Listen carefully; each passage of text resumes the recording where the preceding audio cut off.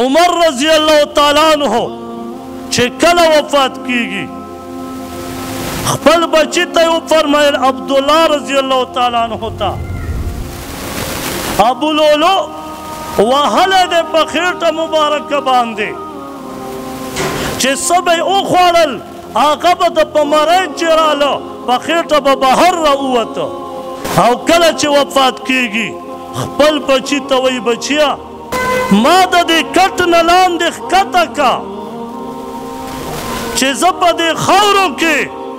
خپل رب ته دا خپله ګیره او دا خپل سر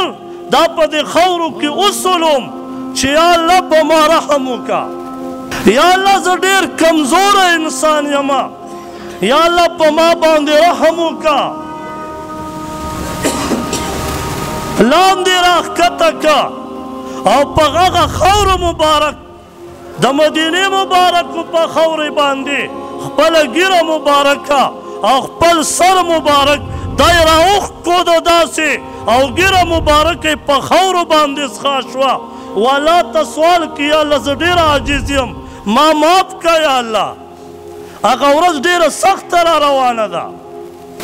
او فرمایي په هغه ټایم کې د عمر رضی الله تعالیٰ عنہ نه ساه مبارکه ووته روح مبارک ته پرواز وکړه او شهید شه د صحابو د الله نه دومره یره وه